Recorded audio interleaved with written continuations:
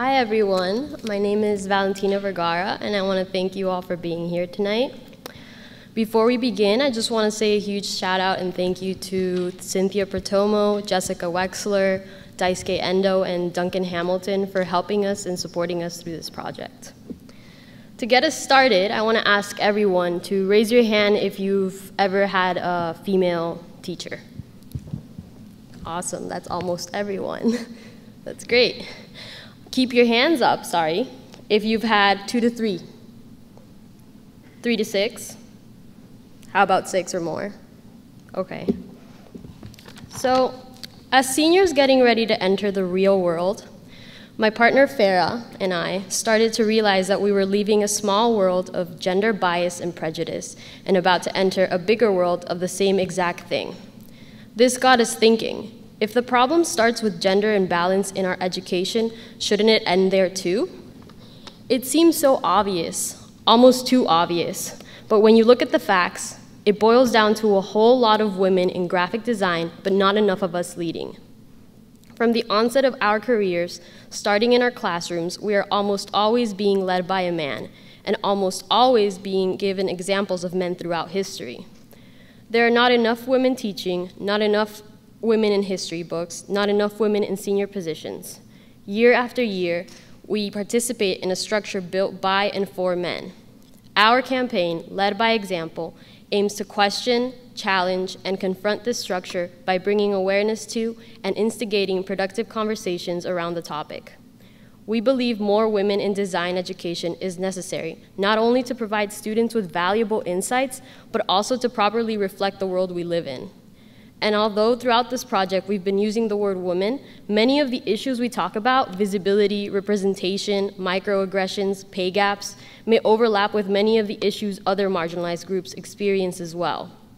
When you look around, and I mean literally look around, you might notice you're surrounded by women. But after we graduate, where do we go? Aside from this panel, Farah and I created an installation called Missing Pages. It highlights women underrepresented in design history textbooks. Join us for a closing reception in the exhibition space at Steuben Hall 417 after Q&A. Tonight, we will be focusing on gender disparity in graphic design education and its larger effects. This dynamic group of ladies have, against all odds, carved their way through a world not built for them and become some of design's most influential voices. I'm going to turn it over to the panel and let them introduce themselves in a very quick way. Please join me in welcoming NATASHA Jen, TRACY Ma, Ellen Lupton, and CARLY AYRES.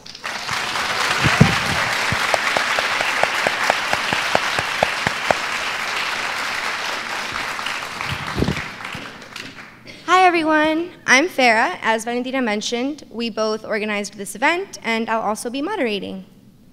So to kick off, can each of you please just tell us a bit about yourselves, give us some background information, and also I would love to know about the gender balance in your work environment, both in leadership and just in general. Whoever wants to start. See, we're too polite. I'm gonna fucking start. Go ahead. I'm in the middle. Look, my name's up there highest. So Go ahead. No, and I'm the oldest and the biggest probably. So all right. So I'm Ellen Lupton, and I'm very glad to welcome you all here today. Thank you for inviting us. So much fun, and so much fun to meet all of you. I'm a curator at Cooper Hewitt Smithsonian Design Museum over in Manhattan, and we welcome you to come and see our museum. Almost probably 85% of our staff is women. The director of the museum is a woman. The head of curatorial is a woman. So we have actually a very female-dominant culture, and maybe we can get into some of that later, that maybe that brings some problems with it too, like too many meetings and too much like indirect. That's why I was very direct and stole the stage from NATASHA. So that's me. You go now. Okay, I'm gonna take over. I'm NATASHA Jen. I'm a graphic designer and a partner at a firm called Pentagram Design. I am based in New York. I'm originally from Taiwan. I came to New York in 1998. wow, it's been 20 years.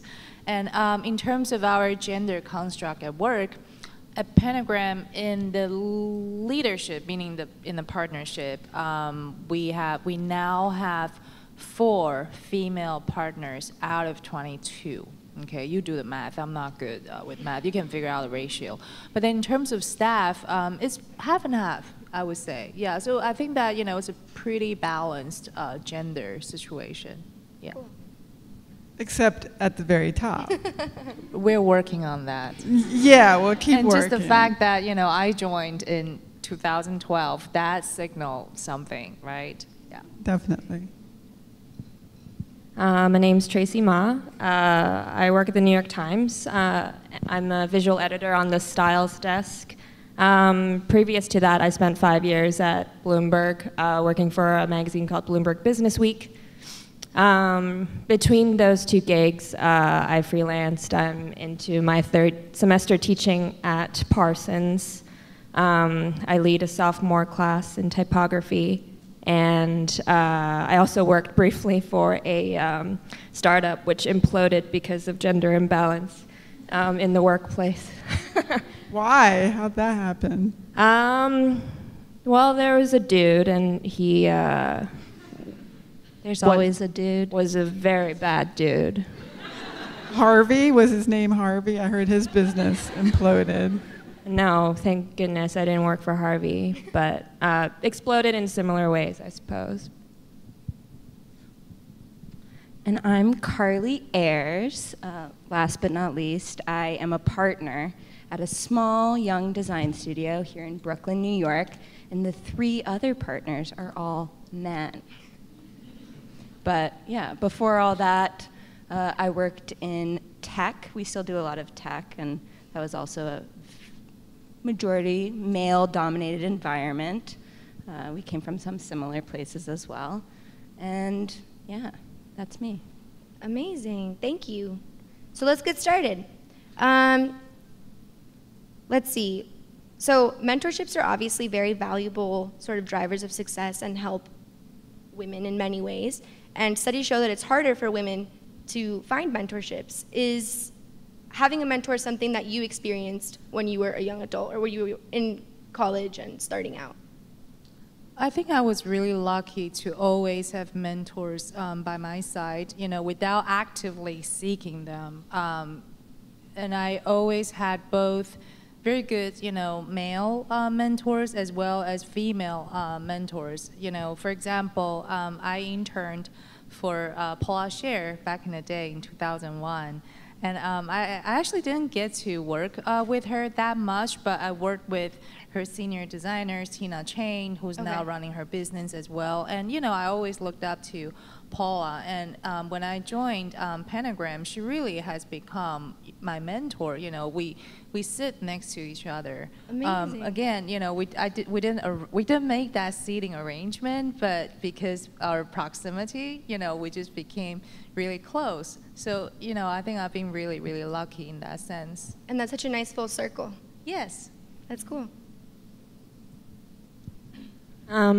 I've been also lucky in kind of finding both male and female mentors in my career.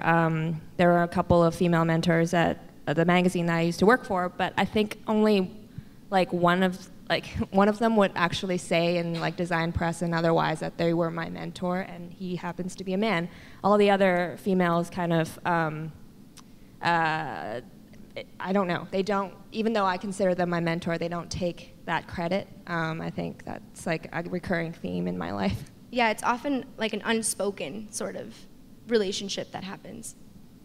Well, and I think it's so hard sometimes for women to get into those positions of leadership that the idea of taking on more responsibility and looking out for other people and also being responsible for their growth can sometimes be very difficult.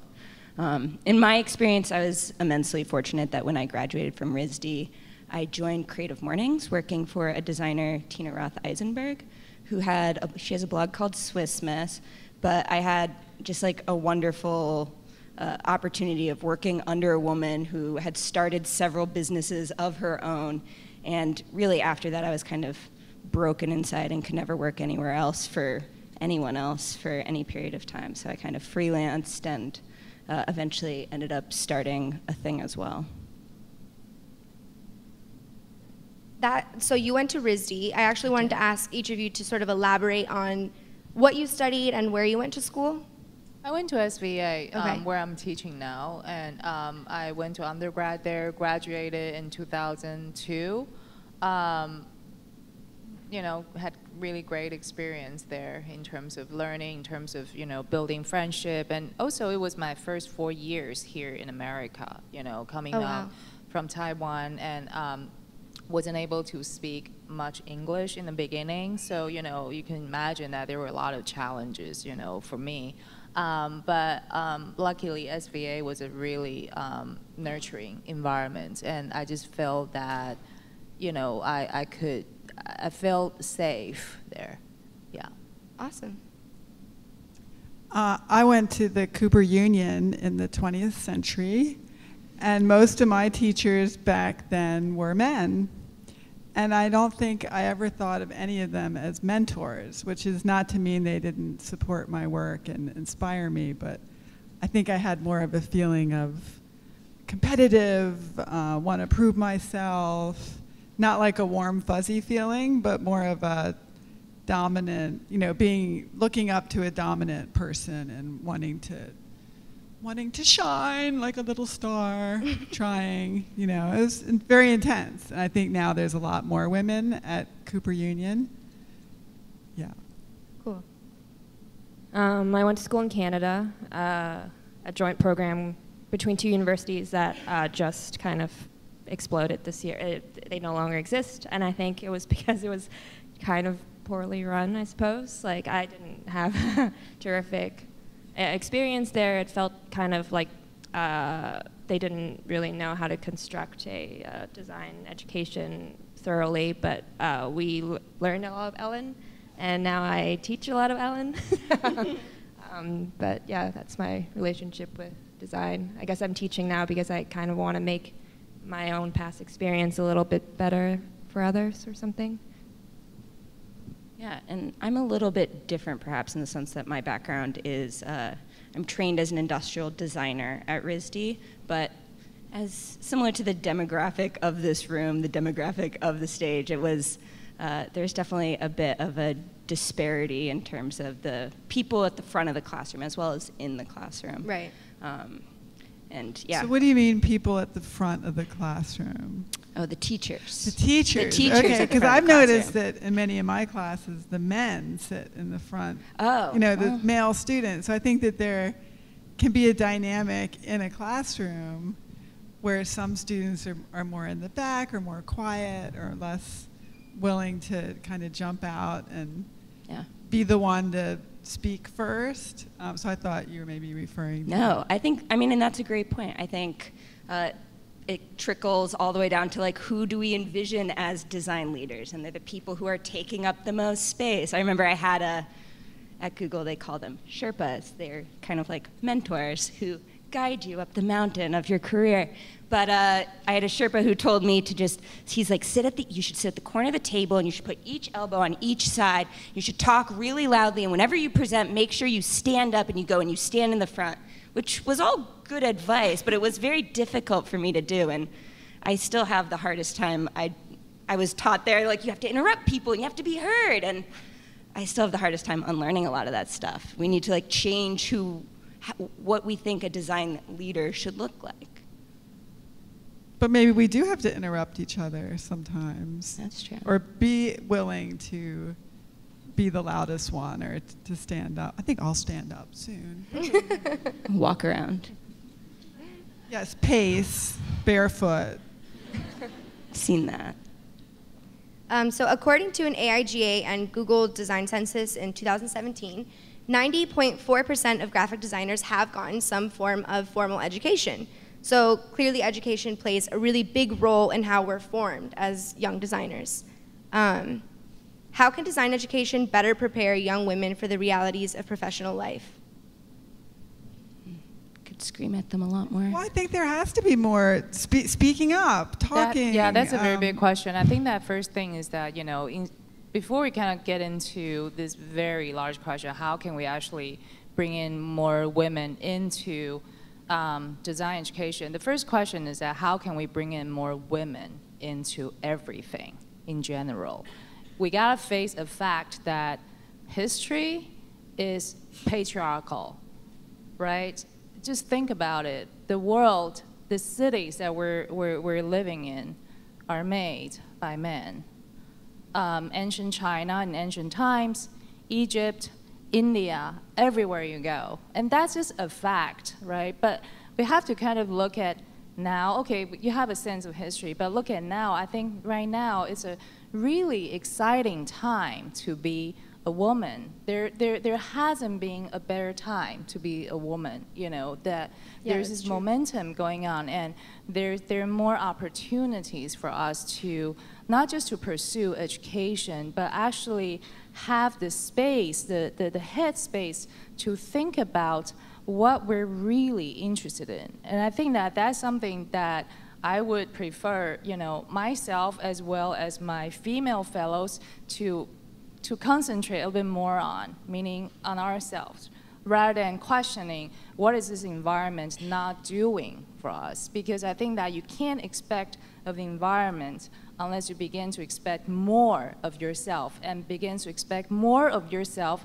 than men.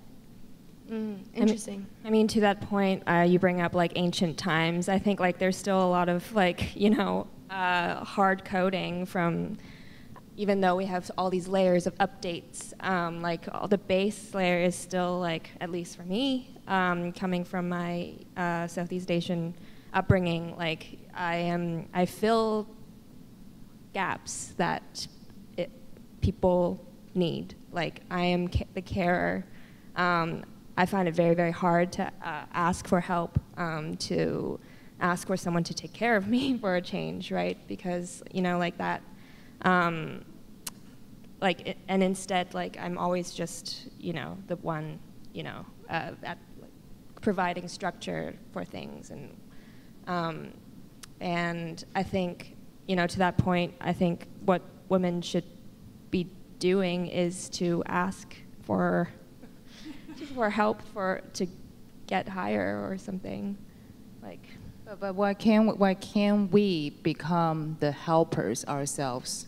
Meaning that, you know, once you begin to situate yourself as the one who actually needs help, immediately you put yourself into a victim, right? So there's kind of victimized kind of sentiment that's going on right now, and they are real victims. And I think that we should not actually confuse the sentiment of being victimized with the real victims who really have gone through, you know, horrible, horrible things. So there's that kind of victimized, like I am a victim sentiment that I think is more, is something that we should talk about, right? You know, so instead of expecting that others to help us, why can't we become helpers of ourselves? To ask for it, like specifically ask for what you need instead of expecting help to come. But isn't that just like how everything works? No, I mean like in an equal.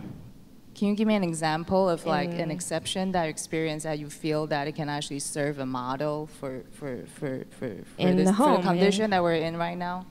In the home, like to ask for your husband to help raise your child or something. I don't have a child yet, but I'm preparing for these things. Like, I think there's, I mean, and then ask specifically for the men to, you know, say what is it that they are uncomfortable like thinking with their kind of like hardwired ancient brains, right? Like, and kind of like ask for them to help in this change. Well, I think a classic example is women being willing to negotiate for pay raises, which is seen as like awkward and, you know, it's a big ask, right? To ask to get paid more. Well, even and it's very hard to do, I feel like right? attitudinally, that's a very different thing. Yes, I think asking. But that's for an example more, of something that you have to learn how to ask for. Even writing salary negotiable in a job listing changes the percentage of female candidates applying for a job. Really? In what way? Yeah, absolutely. Yeah. Because a lot of men just assume everything is negotiable. And it's easy for them to come to the table and negotiate for that. Whereas a lot of women, they see something, they see a number and they're like, they'll just take it. That's also why in New York State they've changed the law so you can't ask how much you were making at a previous role, because statistically it biases men over women, or prioritizes men over women. And similar to your point, Tracy, I mean, even in our own studio, where we're trying to build a culture that we all want to work in and that we can eventually have employees in who also want to work there as well, I had to point out and be like, hey, I don't want to do the fucking dishes. And no one was really thinking about it, but just pointing out, like, we need to take turns doing these fucking dishes made a huge difference. Sometimes people are just conditioned a certain way. Well, as a society, makes sense. But you need to kind of, like, raise your hand sometime and be like, let's change this thing today. Right. Yeah, I think, like, every little thing counts. I mean, we didn't really... I think, Natasha, you brought up victims who need help. And I think that's not really what I was getting into. I was more kind of like getting into the day-of-day, like every little thing counts towards something bigger, even like something as, you know, seemingly inconsequential as asking someone to help you do this. This is the foundation. To, you know, like Ashley Judd, like saying he raped me. like they're all bricklaying. Like hard coding. We're changing Changing the hard code. We're going in layers, bit by bit. Just unplugging a few wires, plugging in some new ones. No more soft updates, man. No soft updates. These are big bug fixes that we need to do now. Let's debug the shit out of this. Great. So, well, Carly, you mentioned starting out with dishes. You're it's a small thing. A relatively recent graduate, and you're pretty young. So have you noticed? Have you noticed any differences between you and your peers, like coming out of college, in terms of acceleration of careers? The fact that I'm even on a panel with these amazing women, being paid to be here, this is blowing my mind. I'm just glad to be here. Okay, cool. So yes. I want to get paid more than her. My gosh. I didn't even know she deserves it. If there was a man, he'd be paid 500 and something, 25% more. $1,000. I think in this case, he would probably get paid less. In this particular You would panel. hope so. I think all the guys in the audience were paid to be here to create this If any of the image guys in of the audience want to diversity. pay us after this. But I think like transparency in pay is something that you have to instigate. Like, there's this great author now. She wrote a book, Mary H.K. Choi, who is a journalist and writer. Her pinned tweet currently is like, if you are a chill dude and you consider yourself an ally, tell the lady sitting next to you how much you're getting paid if you guys have the same job. So, you know, like, that's another ask, right? Like, as a woman, you ask, tell me how much you're making, and the next time I ask for my raise, I'm going to ask for the same thing. I'm assuming it's less. You'll ask for more. Yeah. Cool. So during the research phase of our project, led by Example, we surveyed 50 female graphic design students. And when asked if they had ever faced or observed sexism or misogyny in the classroom, whether it be as small as like constantly being interrupted or having their appearances being commented on, over half of them responded yes, and almost a quarter responded maybe. So Ellen, as a director of a design program, do you have any advice? A couple of my students are here. Do you have any advice for students and faculty about how they might address this, both in the classroom and institutionally? Well, I think it's really important for us as faculty to be aware of gender dynamics that start to build in a classroom. For example, if there are certain students who do more of the talking, whether they're male or female or not native English speakers or whatever the reason might be, that some people are more or have less, feel like they have less of a voice, to find ways to divide up the voice, to share it, to make sure that everybody is required to speak and has an opportunity to speak. Some people feel so shy to speak, obviously not myself, that they don't want to unless they're specifically invited. You know, tell us your opinion, and then this person is full of articulate commentary that they were holding on to and wanted to share, but not until they're actually literally given permission. Some people are waiting for that permission. And as faculty, it's difficult to try to create a more egalitarian classroom, and I'm certainly no genius at it, but just being aware of it, being aware that you need to distribute the voice is a start. Okay, nice. Do you have anything to add? Well, I agree with Ellen that, I think that it's, at faculty level, I think more awareness is definitely necessary. But I think also to create a kind of perhaps a more transparent channels for students to actually communicate the issues that they're experiencing to the department, to the school, I think will also help a lot, because it seems that a lot of students actually hold back whatever experience they may have until the point that is no longer tolerable, right? And they explode, or they encounter a survey, and that's when they really, begin to tell their experience. But I think that if there's really a channel for them to report to, that would definitely help to bring transparency, right, to the situation. Yeah, actually, in that same survey, only 3 of the women who had responded yes had ever reported the issue. So that's clearly a very low number compared to how many women responded. And did they actually say that, was there anything done to the things that I experienced? One of them had mentioned that it was a whole classroom that complained. Okay. And that professor stopped teaching. And that's great. Yeah, but specifically that was a whole collective group, and I think it's a lot harder for one to feel like you are powerful enough to go and sort of complain or just voice your experience and think that the department or whoever will hear you and often, a lot of the experiences I think that happen in classrooms can be considered like microaggressions, and that's really hard to write down, and that's really hard to pinpoint and to explain to someone. And you might not even notice it yourself until towards the end, and you're like, wow, this has actually been kind of a not okay experience. And how do I bring that up to the department? So like what you're saying, it needs to be talked about. So share some examples of microaggressions in the classroom.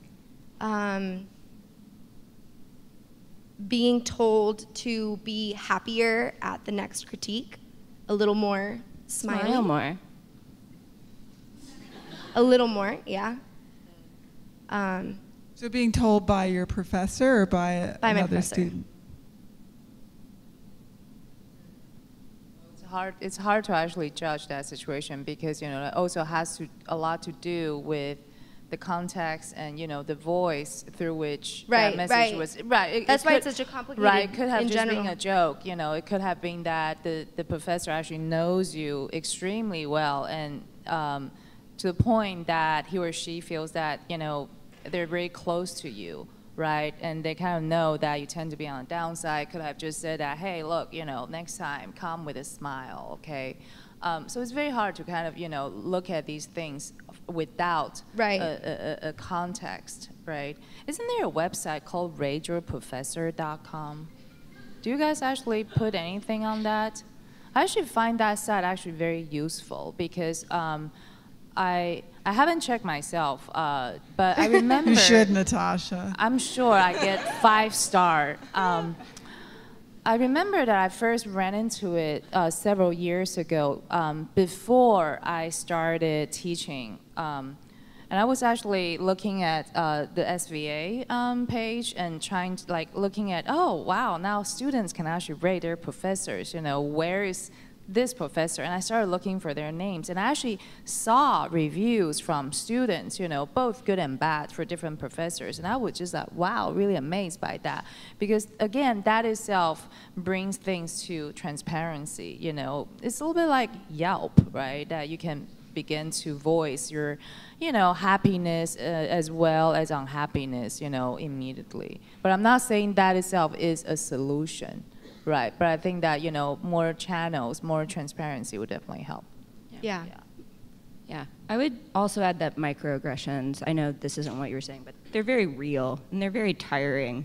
And I think from applying for internships where you're required to submit a headshot, but maybe your classmate isn't, or you start to see these things, and maybe it is just like something that you're perceiving, or maybe you're gaslighting yourself. But over time, you start to have a hard time telling the difference between the two. Someone's mean to you, or someone tells you to smile more, and maybe they are just trying to give you advice. But after experiencing sexual harassment or more direct forms of harassment as well, all of these things tend to just weigh on you. And I think it can be very hard to focus on even what you have to do on a day-to-day basis in specific roles when you're dealing with all of this past trauma and perhaps perceived trauma at the same time. Yeah, I mean, I totally am with you on that. Yeah. Sorry, just I think. You so, have to is there a lot acknowledge of microaggression at the New York Times? Actually, I am taking notes. The New York Times has been the most, you know, liberal and friendly and like equal workplaces that I've experienced. Like, yeah. And, you know, like, they make an active effort in seeking out, like, women to be in the masthead. And, I mean, the whole company's led by a 37-year-old right now. It's, like, not that age has anything to do with it. But it is trying to be progressive, and, like, apparently, like, nothing but Trump could have, like, spurred such rapid change within the organization is the sentiment that I've experienced. Yeah, and when you're in positions of power, like sitting here as a cis white woman, you have a responsibility, I believe, to call out aggressions as you see them, whether in the workplace or in your day-to-day life, because a lot of people who are not in those positions of power don't get to voice those concerns as well, or they might be at risk of losing their jobs. So I think it's important to check that when you can, and to voice on behalf of people who don't usually get to have a voice. Yeah, and like to make the connection, it's like all microaggressions, perceived or not, it's about power, right? Like someone is trying to exert some sort of power over you, and whether they hide it within some sort of murky context or jokey fashion, it's still about power. Like there's power in a joke. Like, so like you have to, yeah, if you see see something, say something. Well, and it's hiring women, and not just cis white women. It's hiring trans women and women of color. It's getting them into leadership roles. It's making sure that when they're in the door, they have a seat at the table. When they have a seat at the table, making sure that they're heard, amplifying their voices, not speaking over them. I've already spoken way too much, but just it's calling those things out and just making sure you're constantly checking yourself for them. I think we've touched a little bit on like the male role, and I think you just talked about like making sure that they have a seat at the table. I think that's a job that women have as well, but how can our male counterparts sort of help us in advocating for and addressing for these challenges? Step aside sometimes. You know, like remove yourself slightly. Yeah, listen. You know, be the one that asks, invites someone at the table who's being quiet. Well, what do you think? What, you know, give us your opinion. Like, yeah, making space, letting some air in the room for people who may feel like they can't speak. Okay. Yeah, paying attention to everyone in the room, you know, inviting those who may be quiet or withdrawn. Yeah. Cool. So throughout design history, women have been generally left out, and in many other areas besides just design. and they're not given credit where credit is due. What are your thoughts on this topic, and is this something that in design you face today? Yes. Yes. So I was a jury member for the ADC Young Guns, and you know, as these things go, like people. The whole name of that thing. Yeah. Is so dickish, right? The Young Guns, like, right? Terrible. Yeah. So like, you would, you know, go through slide after slide of work, and sometimes they would be the same work, and sometimes you would see just dudes saying that I worked on this, where, but when it's a female submitting it, they're usually like illustration by, like photograph by, like I didn't do these parts, but the other parts I'm really proud of, you know, like, and it's the same thing. I recognize similar patterns within myself. Like I would be, yeah. I would be scared about taking too much credit for something that I knew was a group effort, but I would totally just see like male creative directors saying like, this is my creative direction. Yeah, and I don't have a fix for it. I'm just kind of, you know, complaining, but I think there's value in complaining together, because perhaps people have experienced similar things. Well, I think the point about credit is really cool. That is a way that we can change the profession. Because if you say that there's so many women in design, but not that many at the top, well, the women are obviously doing a lot of the work that people at the top are getting credit for. And in my experience, I have never regretted sharing credit with other people on a project. Never hurt me. Never made me feel less successful. Never meant I didn't get invited to Brooklyn to be on a panel. Never once did I cry or feel, oh shit, I shouldn't have shared credit on that project. And I guess that's like just another thing we could all do more of, is acknowledge where your stuff comes from. I think not crediting is not only like specific to women, but I think not crediting is a kind of issue, like an industry-wide issue to all designers. You know, I think I can give you one example. Like when you go to design conferences, or you know, you watch talks by these speakers, just like listen to them when they present their work. If they say we, or they say I, we did this, or I did that, you know.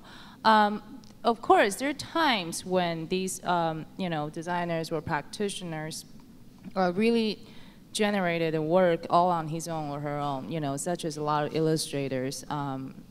And also graphic designers who operate a solo business. But for the most part, all the work that you see, you know, being presented at these design conferences by the design stars are actually created by teams of people.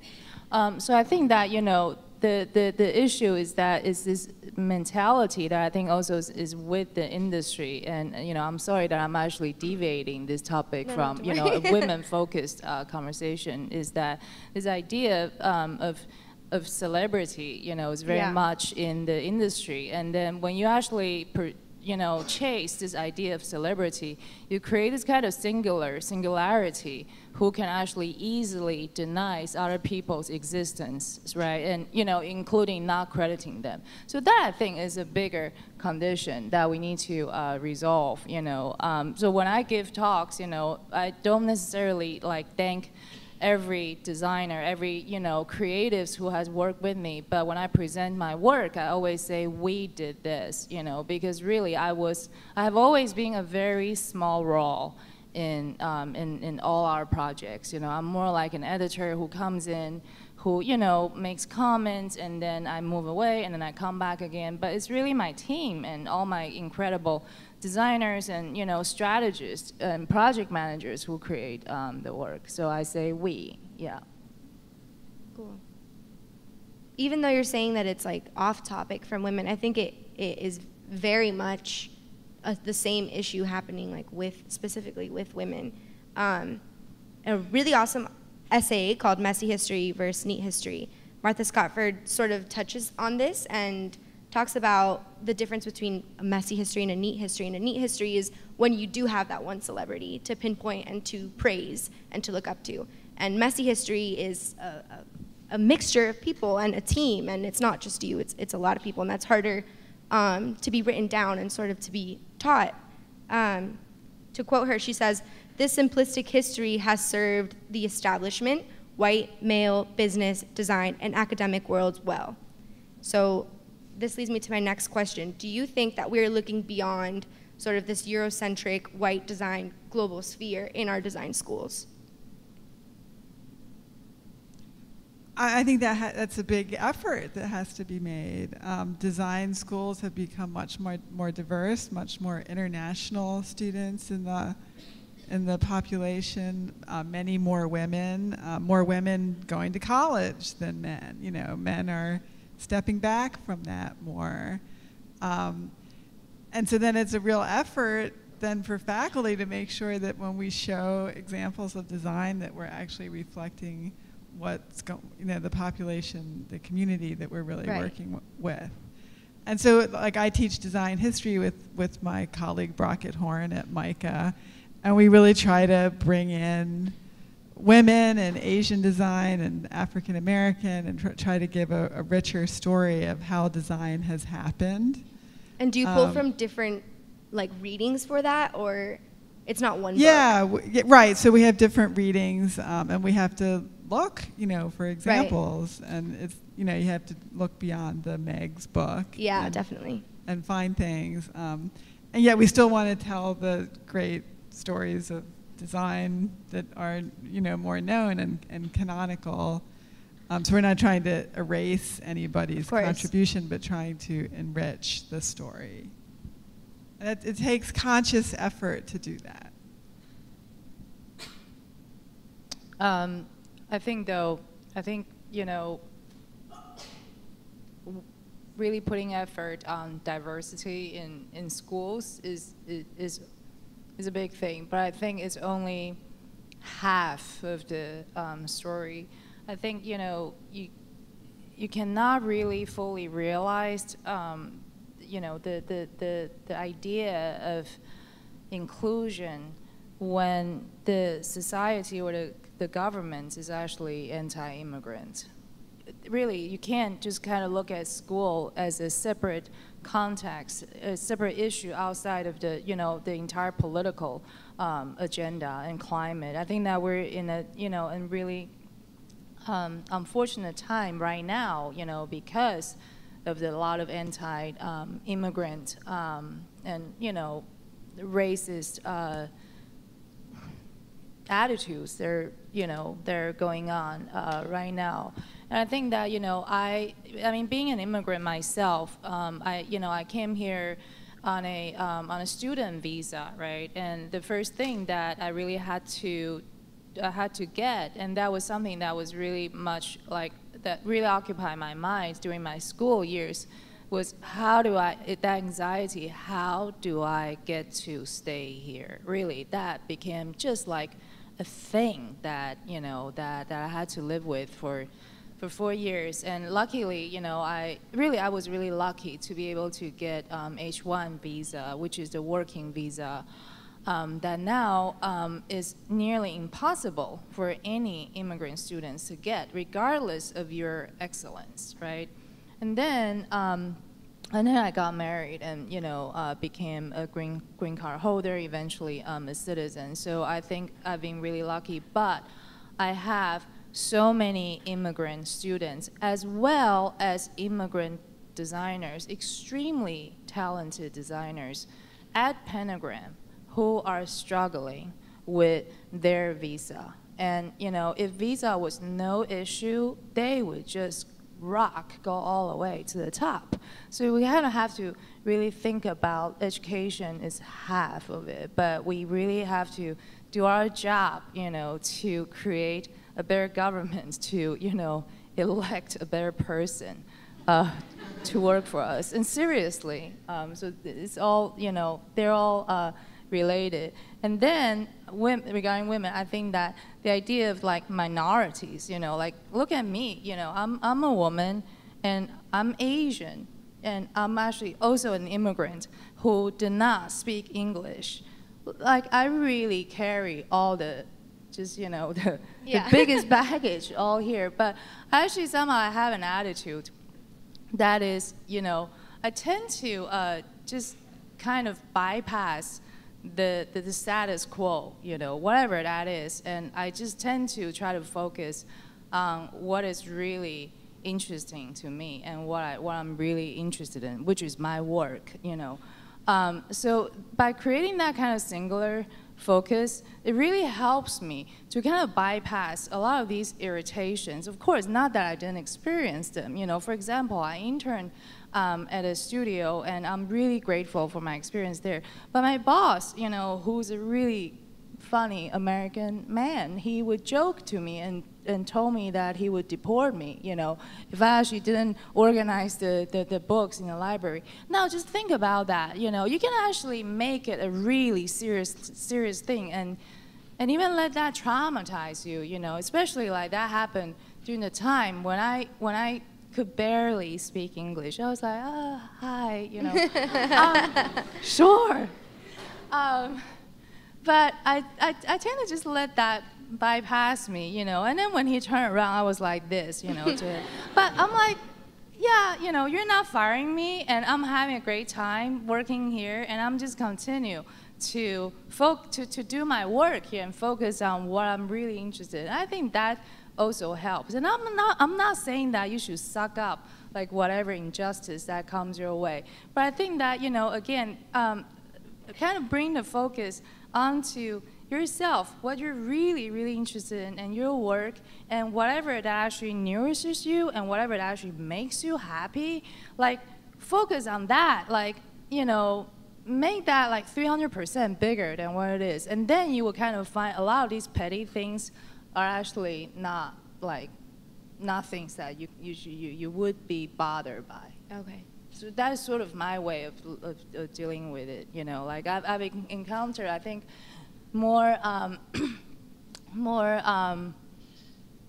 you know, unpleasant situations about my race, about being Asian, than say being a woman. You know, like just like people say funny things to you. You know, people do like funny faces to you, right? They do this. Things like that, you know, and so I kind of think about like, okay, this is not gonna go away. People are flawed. Like, as human beings, we're just flawed. We're always biased. That's not gonna change. You know, I am biased against certain things too. But the question is, how do I actually adjust myself to actually, to actually work with this situation, to actually be happy? But I think, you know, self-care is definitely, you know, a big part of, you know, everyone who's experienced any injustice.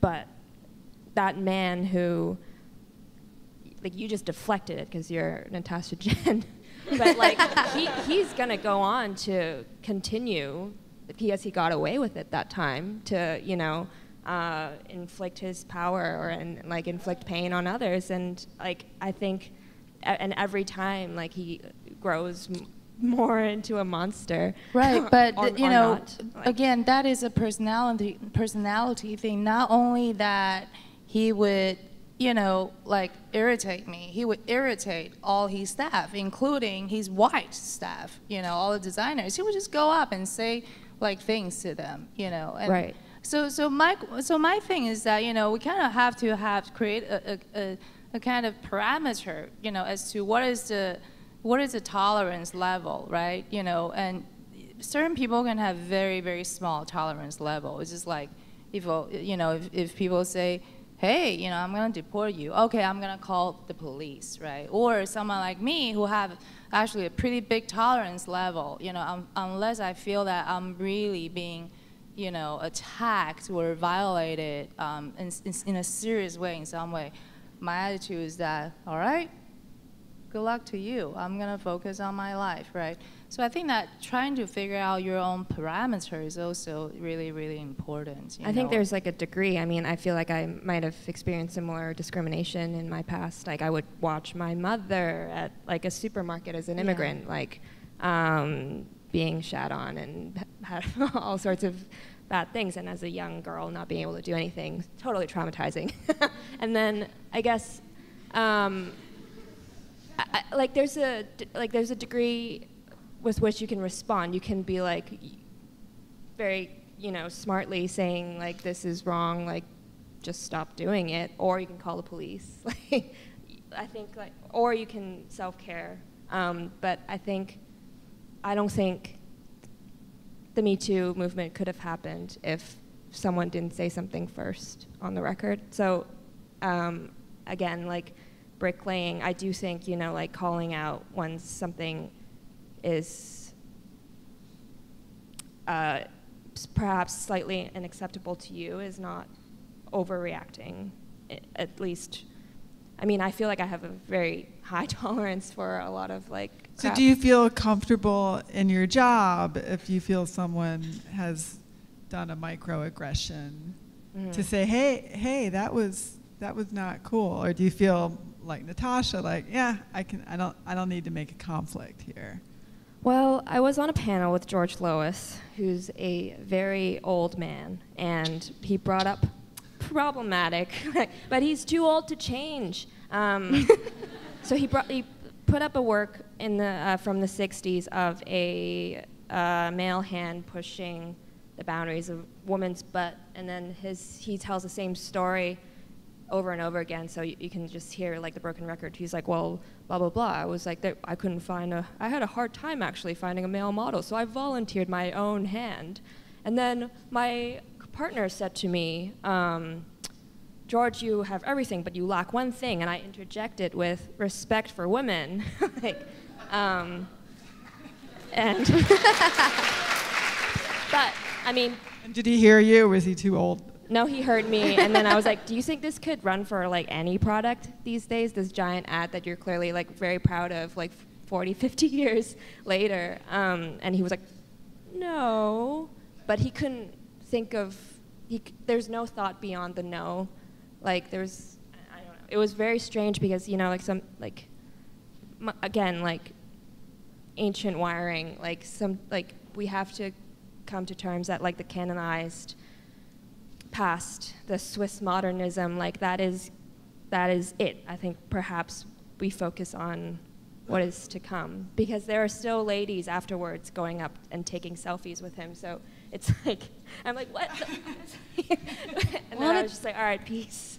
So yeah, like that was a moment where I felt like I was too emotional in delivering what I see was not right, and I think that is a problem as well.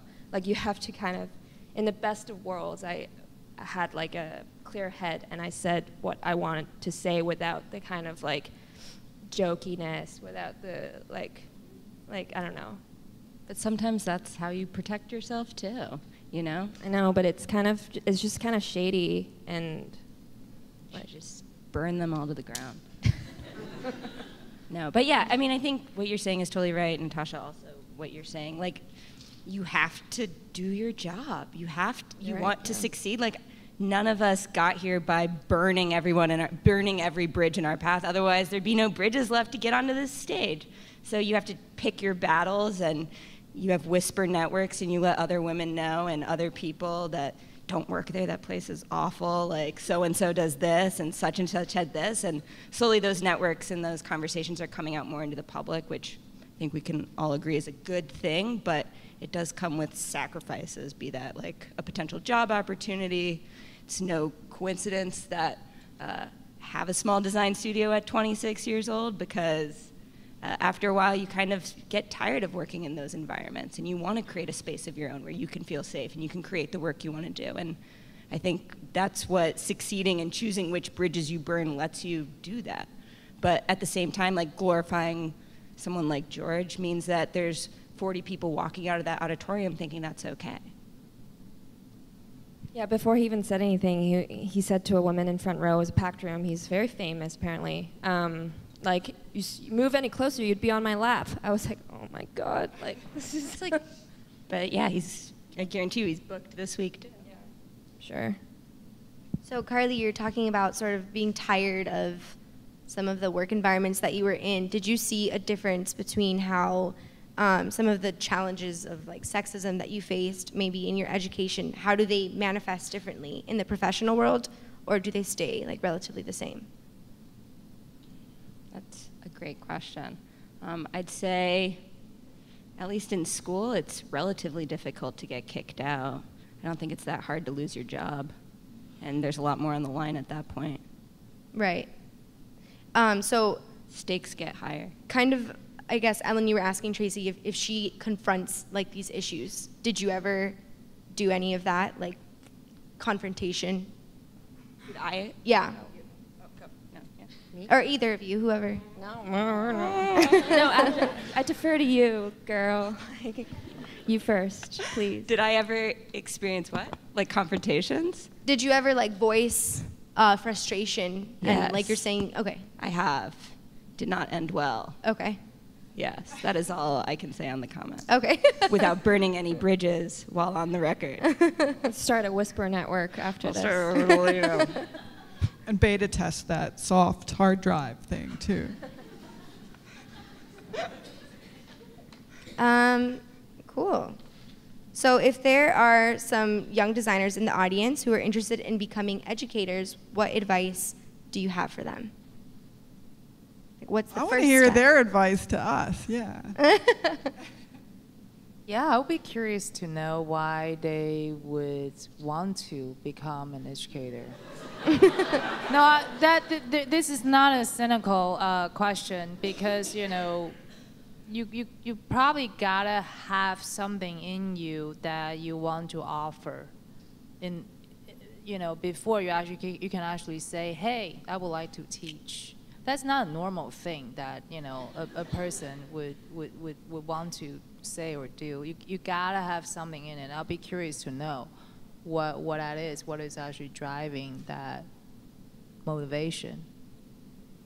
Are you asking me? I'm asking anyone, or if you ask, you know, what would this advice be? I think that, you know, it's really kind of just like anything, right? Doing anything, you kind of have to really figure out, you know, your purpose in doing something, and what actually really motivates you to do certain things. And once you identify that, nothing can stop you, really. So I think from teaching to practicing design, or practicing design in a really, you know, terrible environment, and you will kind of figure out how to actually make that environment better, or how to just get to a different but better environment, right? I think that is the same thing, but identifying that purpose, I think, is really important. Why do you teach, Tracy? I think, I mean, I was trying to rectify something. And I think it was the wrong attitude. I think teaching requires something special, and perhaps I do not have it. Like, Oh, that's what girls say. I know. I'm saying it on a girl stage.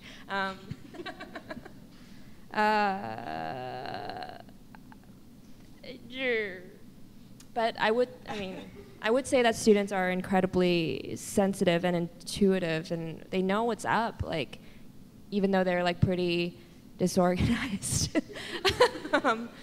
Sorry, this is a little bit of a tangent, but so I taught my first semester not very long ago, and it was super challenging. I didn't know what I was doing. It's hard, right? Very hard. And then after that, I was like, I have to do better. Like, I can't just do this once and then give up. But I saw my, like, to our point earlier about like rating your teachers, I saw my reviews. On Yelp. No, on Yelp. At one point I had brought in a mentor of mine, Richard Turley, into the class. And I did not know this, but apparently my affect had morphed into something that they were very disappointed with afterwards, that they were only able to tell me in like an anonymous sense, an anonymous way. So can you share? This is fascinating. What happened? I mean, it's like pretty terrible to be on a stage and admit that you're terrible, you made terrible mistakes, but We've all made terrible mistakes. Yeah. But it's like, again, like my crappy ancient wiring brain, like bringing someone who, you know, I clearly have like admiration for, like his work and like his creativity. And who's an alpha male. And his alpha male. Total the entire alpha class male. was ladies, for one. And like it was really weird for me actually to, like my first class teaching, oh, you guys are all girls. Why are there only like Yale grad boys who make it in the when they graduate? So that was weird to me, and I didn't have an answer for it. I just was trying to feel my way through it. But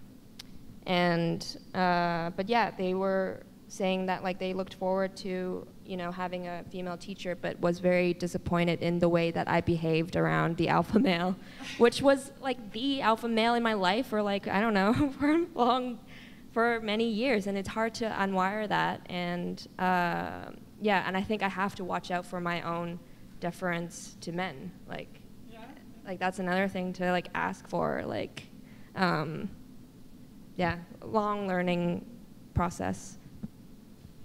That's really beautiful that you shared that.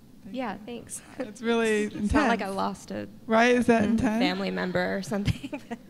No, but it's a story that I think we all have those feelings. I did a lecture once, and some friends of mine attended, and we had dinner afterwards, and I'd known these people for like 10 years. And at dinner, the guy, he goes like, I had no idea you were funny. Microaggression. And it was like true, but it's like related to what you're saying, that if you put me on a stage with a microphone, it's like a big dick. I'm very excited to have this big hard thing. And I like the attention, but I would go to dinner parties with my friends and just serve dinner and not say anything, and like they didn't really know who I was. You know? So I think these ways that we behave and becoming conscious of, you know, you were in charge of the class and suddenly you bring in the alpha male and you put him in charge and you're like, oh, here's my famous mentor. And then to be able to, the students pointed it out is really moving. Yeah, and I didn't know that was a feature of Parsons to like this tiny button, terrible UX, to like read these letters, these anonymous letters until much later. So, yeah. So it wasn't on Rate My Professor. It wasn't Rate My Professor. It was like an internal, like now that the class an is done. evaluation, a teacher evaluation. Teacher eval. Yeah, Okay. we all get those. They're tough. They're tough. We really read them, guys, girls, ladies, everybody in between. We read this stuff like, I dread opening them. You know, at the end. Oh, I in forgot May, about I that. get Yes, this every PDF, the and end I of have to read this semester PDF. they have to do the evaluation. I don't get to see them. And it's savage because it's you anonymous. have to ask. I don't get you to have see- to. You have to. Yeah, and then you can tell us stories All right. about how bad you felt. Wow. Okay. I'm gonna find out. Amazing. So I guess final question. In one word, how do you see the future for female designers and students? Bright. Oh, I have to outdo Bright.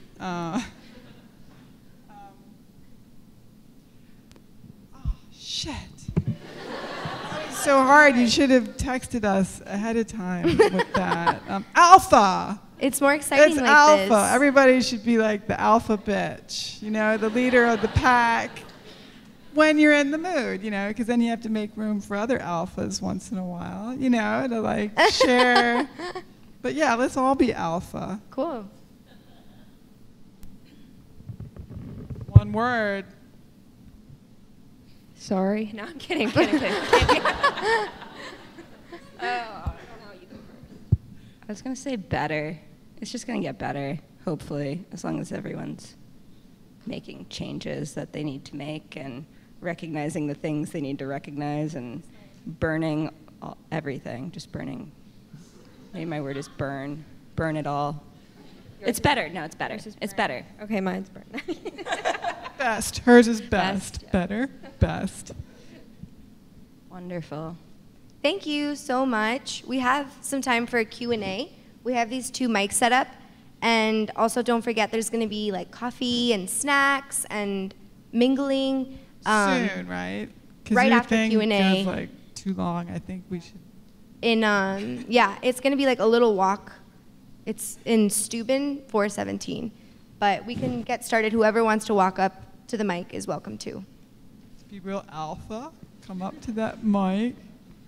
Hi, my name's Deirdre. I'm actually in industrial design. I'm a graduate student.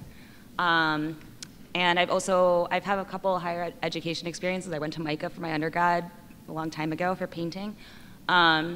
So not talking about any department in particular that I've been a part of, but I'm wondering, when you are in a position in education where the person in power doesn't think that they are not addressing the gender inequality in their staff, in their faculty in particular, how would you recommend approaching that beyond voicing your concern to them on multiple occasions? Go public. You know, like write about it. Tell other people about it. I think, you know, sometimes just telling the people that are directly in the community isn't enough. And when you make it bigger, you know, this big thing in the Times yesterday about this investment banker who was like beating his wives and his ex-girlfriends, and was like, the picture in the Times was a mugshot of this guy, and yet that's this hugely powerful Wall Street figure. Well, all of a sudden now, I'm on the subway, and every woman on the subway has her phone looking at this guy's mugshot. You know, like, it's like this public thing. So I think sometimes, you know, making it a bigger conversation if it's something that concerns you. Yeah. It feels may get more action. A little bit difficult when you're thinking about, like, you know, starting your career as well. So we're talking about burning bridges and talking about developing relationships and, like, not feeling like you necessarily have a mentor who has your back in this kind of scenario because they don't want that to happen either. And also not necessarily want to, like, you don't necessarily want to burn this person down. You just want them to see what you're seeing and what everybody else is seeing. So that's kind of the difficulty that I've seen in many different departments in higher education. So I was curious about that. And that's why we're here, right? Because you saw Yeah, it, I think that and then you wanted you to draw need to, you attention. know, rally your students. Yeah. I think students will have your back. Yeah. To really make it a bigger voice, you know, create petitions, and really make your voice heard, you know. But I think that if you're experiencing an issue that is really intolerable and you really want to fix it, you just have to go for it. You know, you cannot really worry about burning bridges. What I'm saying, you can't go both ways. You're going to hurt somebody, some people, and you're gonna burn some bridges along the way. That is just life in general. But you have to just, you know, pick your battle, go with what you think is worth fighting for. Thank you. Hi. As a queer individual, I studied user experience design and fine arts. And I had a wonderful mentor of mine tell me, like, right as I was graduating, right as I was trying to apply for jobs and figure it out, I told her that, like I identify as transgendered, and it's really hard for me to be feminine presenting, especially when I want to have a career. And even now, like, I'm masculine presenting because I just came from work, and it's a struggle. And I was wondering, she told me that I should put my gender identity to the side, and that if I was going to go into UX or go into anything more corporate and tech, that it would be dangerous. Because she has siblings who also are transgendered and who have experienced discrimination in the workforce for being queer, trans, and she said that she's worked personally at her company trying to fight for and defend some of her coworkers that wanted to just simply change their name on their ID tag, but their company wouldn't let them. And so right now, I'm kind of in this really, really frustrating state where like, I don't identify as a male, and I've never really have identified as a man, and it's really hard because I really want to have a career and be successful, but I'm not at the right place to comfortably be feminine in the workforce and be respected in the workforce. And I was wondering, what can we do as prospective individuals going into a career in design, the arts, et cetera, and what can we do to ameliorate trans visibility, as well as what can y'all do to help us with that? Wow, that's beautiful, thank you. You know, I think it's this incredible courage to be who you are and to expose people around you to who you are, and that maybe you'll be more accepted at work than you think, but there will be bigots and people that can't accept it. And you know, unfortunately, we're in a cultural moment where there's a moving backwards, not forwards. They're getting not always better. You know, better goes in bits and pieces, but I think you have to be who you are, and that your courage will change everybody, because you're a beautiful person that everyone will want to be with and be around and learn from. Because one of the biggest things that I do, not necessarily fear, but that I'm aware of, is that like I work, even though like my team is luckily like all women and they're all relatively progressive, I work in a heavily predominantly masculine environment, which is kind of surprising because I didn't know that coming into this. And I know that I've worked in other places where like they tokenize people of color and tokenize queer individuals to be like, oh, like we're accepting, we're woke. And it's like, you don't know how to communicate with me, nor you're making an attempt to communicate with me. So do you have any advice? And as people working at these like large, amazing places, are there individuals that are queer, and what is it like working with them? I work at an art school, and we have many queer students and faculty and trans and gay and so our culture at MICA is just very open and accepting. So it's not a corporate environment. So I'm not a great one to speak to that. I feel really honored to work with such a diverse group of people who are my colleagues and my students. Yeah, I think, you know, well, first of all, you're really brave, you know, but you're in a tough environment. So, you know, again, I always go back to kind of the idea of nurturing yourself and really building resilience from within. And I feel that when you feel that you're actually stronger, you would feel like these outside forces are actually getting weaker at you. You know, this is kind of like yin yang, like always push and pull. So I always say, you know, we can't, you know, you're in a corporate structure, in a structure that's very difficult to change, right? You know, overnight, even like for a long period of time, it's very hard to change. But we can probably think about how to, you know, dial up our resilience in a very positive way, so that these negative forces actually don't really work the way that they are intended to do. Yeah, that was very nicely put.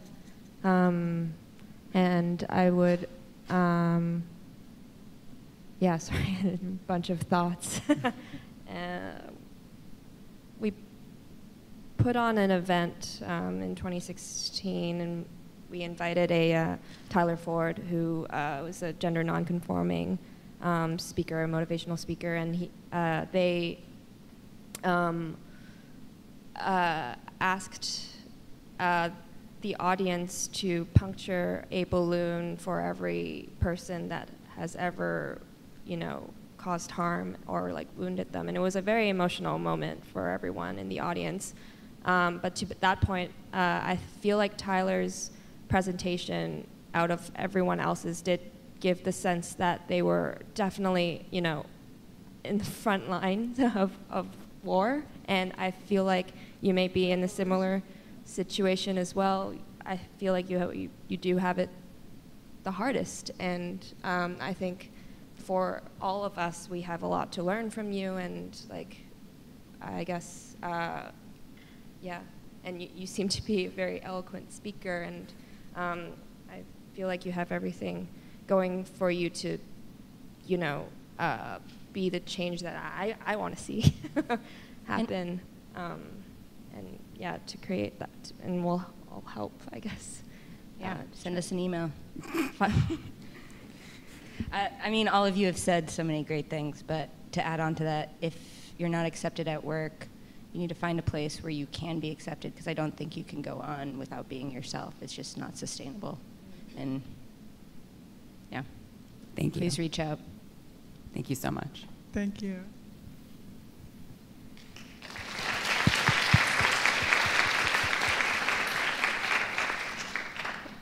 Hi, I'm a junior here studying graphic design, and first of all, I just want to thank you guys for even coming to talk with us, because as someone who grew up in an immigrant family that was not design-oriented, and I know that I'm speaking for a lot of my peers as well, where we didn't grow up with role models in this industry, so thank you for being those role models.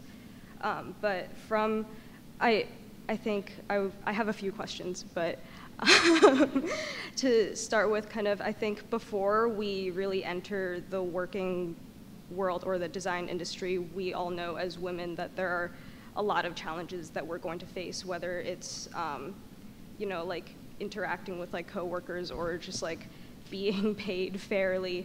But was there anything when you first started in the industry that you completely didn't anticipate and blindsided you, and that you would maybe want to let some of us who are entering the industry in the near future kind of know about? Well, one thing is that you will always encounter assholes. So just be prepared for that, both men and women. They're just gonna come your way. So, and that's life, But I have to say that I think I was actually pretty lucky overall that I didn't have any kind of, upsetting surprise moments in my early stages of my career, and I think that I was really lucky. Except the guy that wanted to deport you for not organizing. Well, he was nasty. Well, he was occasionally nasty to everyone in the office, but it was a really kind of hilarious environment too, because other designers who are Americans would just talk back to him, and they would start cursing at each other, in a funny way, right? So that is a culture thing, right? It's a little bit like SNL, happening in that studio. But I think that be prepared for some really upsetting situations, but don't let those things bring you down. Figure out how you can either make it better or how you can bypass it and find a better situation. Thanks. And kind of tangentially from that, being prepared. Speak into the mic. Yeah, sorry, I'm very short. Just pull it down towards you. Change the world to meet you. Yes. There, 1 inch. Okay. You're not short. The microphone is tall. Yeah. But also kind of tangentially from that, speaking from your own experience and kind of for us who are entering the industry, what's an effective way that you've found to kind of communicate and mentor people who are maybe a little younger than you and just a few steps behind you in this kind of process? Or is there a space that you found is effective for this kind of mentorship before you have the experience to kind of start teaching or participate in that kind of academic sphere? That's so beautiful that you already want to mentor people even as you seek your own. It's great.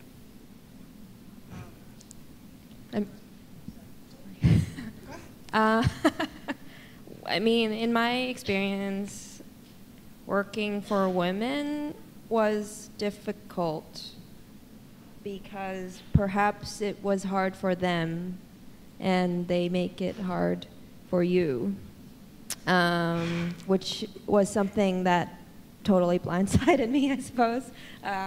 My first job, it was just the kind of awkwardness of when someone feels threatened is not something that you know how to navigate, or I wasn't threatening at all. I mean, like,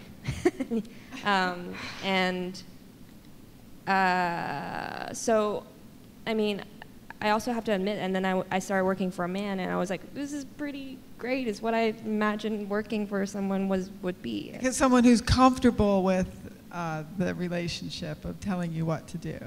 Yeah. Right, and that can be hard. I find that my most rewarding relationships at work are with people that are my peers, and that those are really important, and that's a kind of mentorship too, where you have great colleagues and you work together to get better stuff or to improve things at work. And then I think we talk so much about power relationships and someone being a mentor and someone being below them, and people, always this kind of hierarchy. But I think finding the relationships right next to you is really important too, like what you're doing with your friend and making this wonderful exhibition and project is so inspiring, what people are doing immediately, helping your friends succeed.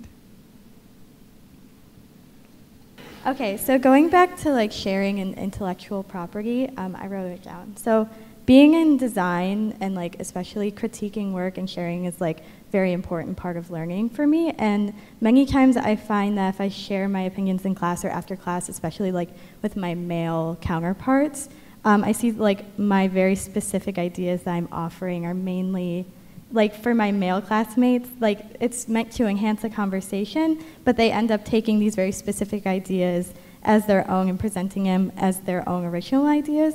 So do you have any advice for how you can like preserve your intellectual property, but still synergizing and having a discussion with your work with others and not losing the opportunity to like all learn together? I mean, that's a really big question. I feel like in a critique, if you offer someone a suggestion to improve their work, they have the right to do that. And they don't then have to add your name to the project. True. And I find frustrating sometimes with my students when they won't use a perfectly good idea because they're like, oh, no, because she said that. It's not my idea. And I think when you're in a classroom, the whole, that there's a conversation that's started by that person's work, and that if people then have a conversation about it, that person should be able to use it. Now that's different from someone ripping off what you did in class, and I'm sure you have a specific situation that's different from what is in my brain. But I think we have to have the ability to share ideas kind of openly in a critique, or else what's the point? Yeah, and I'd say jumping off of that, and I'm not sure if this totally is where you're going with this, but in workplace environments, which is a little different than like critique culture and like in an educational setting, sometimes you might say something and then very commonly like maybe a dude says it right after you and then everyone's like, yeah, that one. And so kind of what we used to do at Google was basically just like a bunch of women in the room would just be aware of that trope, and they'd be like, oh yeah, like Carly just said that, or like Tracy just said that. Yes, there's a name and you for kind of that. just, what's it called? It's called amplifying, and it's a really cool technique that we should all be aware of. That you just do it. When a woman like, oh, well, I think we should make it green, and then you go, yes, Tracy, green is a make great. It pop, that is Ellen. a great idea. Just make it pop. And that it helps to. It's a really valuable thing to do. I know it's different from what you're talking about. No, I think that was more specifically what I'm talking about. It's more of the idea of, yeah, and probably better articulated. It's more the idea that when your ideas are presented by someone who is like a man, they suddenly become revolutionary, whereas it's like, oh, damn, I just fucking said that. I don't know. Yeah. But There's like little techniques. There's no right answer to any of this stuff, which I think we all know that. But yeah, just like calling it out. Yeah, when we you see hear it. that. My name's Savannah. I'm a communications design major with a focus in advertising and art direction. And I was just wondering what your guys' thoughts were coming here tonight and what you envisioned your audience to be, and also in the workplace when you're going to work or when you have a meeting and you're envisioning what your audience is going to be, or when you walk into a room and it's all men, and just kind of like how you combat the feeling of having to own up to a position as a woman, or having to just like still be yourself but take into I guess like your consciousness that you are in a room of people who may see you from a different perspective than what you want to be seen as, and just like what are kind of some like the self-confidence tools that you use to being awesome and sharing your true self. I wear really cool sneakers. You do? Yeah. Do you find that it disarms men? Helvetica disarms everybody. You find they're very disarming. I learned from one of my female mentors, Jennifer Daniel. Ooh, another Micah. Yeah. She's awesome. Oh, yeah, she said you were her teacher. It was great. I just learned this from working with her. She doesn't tell me this lesson. It's that, like, you don't have to be liked all the time, I suppose. Like, the hardest time with that. Oh, yeah, me too. We're not in high school. Yeah, it's I'm constantly afraid of like offending people, and then they don't like me, and then I lose sleep over it. Yeah, I feel like same all the time. But I guess walking into a room of men, I usually just, immediately just want to please, I suppose. And you want to that's be not what? the answer, I want to though, please. Tracy. I want to please. I'm a bad. So how do you combat that? Like, what do you say to yourself to then, like, maybe I think bring of Jennifer yourself Daniel and how she would like walk into the room and she's like, "Sup?" and like she wouldn't give a fuck. Like, and then I just have that picture and I strive towards that, I suppose. Mantras all the time. When I'm walking places, to meetings, have my hands like above my head, power posing, taking up space, just like my Sherpa told me. Just anything. And that's literally so politically anything. incorrect, the Power Sherpa songs. There's thing, a million right. things I do to keep me from like. Someone's got to tell Google not to do the Sherpa. Everything's Right? it's rude as hell. But yeah, anything it takes to like remind yourself that you're fucking awesome, and that's why you're there. That's why you're going to the meeting. You deserve to be there. Sorry, I have a little one or two things to add to this. I think that you can't really feel comfortable about any situation, be like either all men or all men of certain generation. Imagine, for example, walking into a room of all boomers, like smoking cigar and drinking whiskey, and you're the only, first of all, not only woman, but you're only the millennial woman in that room. But I think that, you have to begin to kind of really learn how to be comfortable with yourself in your own skin. I think that's the first thing.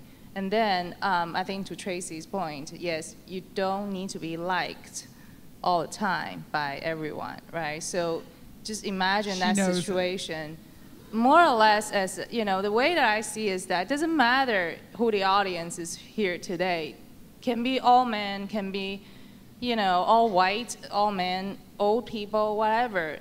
What I'm doing is that I'm doing a performance. It's kind of like an audition that I'm doing. So, by thinking about that, you become, first of all, blind to the age, racial fabric of your audience. But then that also helps you to kind of think about how you're going to perform so you can actually appeal to them. I don't know if I'm saying in the right way. No, yeah, you're saying but, it. Yeah. It's getting but across. like today, for today, I did a presentation over video conference, so it was not in a room, to 4 men who are, from the VC and hedge fund world, a totally different universe than mine.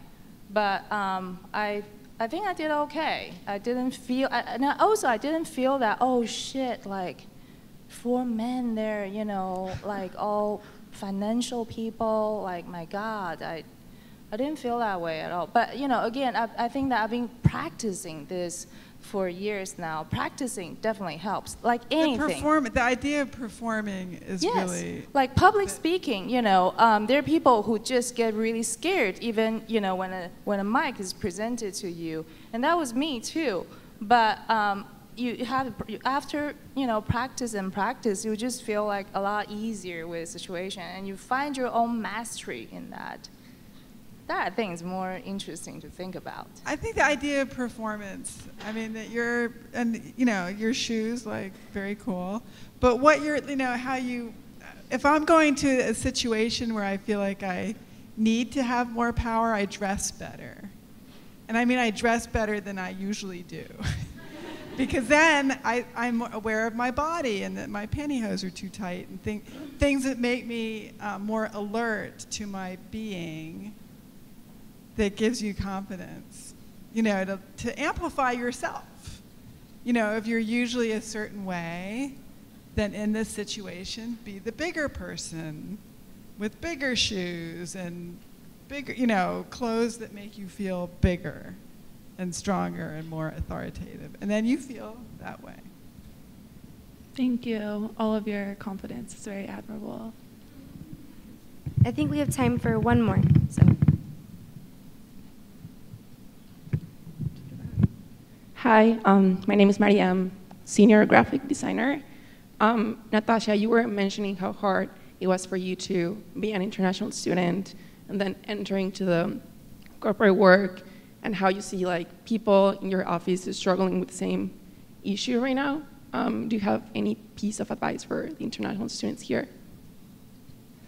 I wish I had. I think right now the immigration laws are just really tough. Ridiculous, on immigrants, and so basically a lot of the opportunities that you could previously get are really shrinking drastically, and we hope that it's only a temporary situation. But 22 more months. 22 more months. Thank you. But I think that a lot of it is really luck, and. Certain parts of it is also your work. It's the portfolio that I really believe that sometimes it's not the person, meaning you, who actually did the work. It's actually the work itself that can create some sort of magic in life. And that is just me, like speaking from my own experience. Because I wasn't really the sharpest, kid in the room, but I really just dedicated my entire life to the work that I was making, and I was living really shitty apartments in Greenpoint, next to a sewage, but that didn't bother me. I was really, really poor, always like broke, right? That didn't bother me because I had something that occupied my mind. That was my work. And because of all my energy was on my work, and my portfolio actually got me internship, at good places, and eventually internship at Pentagram. And then because I interned at Pentagram, that again opened up incredible learning opportunity, right? And that made my work even better. So it's this kind of positive loop that I think that we can try to create, despite all the currents are working against you. The immigration laws and a lot of really terrible sentiments going on in culture right now. I would say focus on that. Focus on your work. Yeah. Thank you. Let the other things kind of take care of themselves. But I think that the work will take you somewhere. You know, if not America today, it will take you to somewhere great. Be in Europe, in Asia, I don't know. But the work will take you to places. But also, I think, do research for companies that are owned by immigrants. Like, you know, I know in your team at Pentagram, there's so many international designers. Yeah, we're like United Nations. Yeah. We are. And that you've made an effort, that you have empathy for the experience of young people graduating who have a limited time and need a certain kind of opportunity. So identifying places like that, I think, is really a good thing to do. Thank you.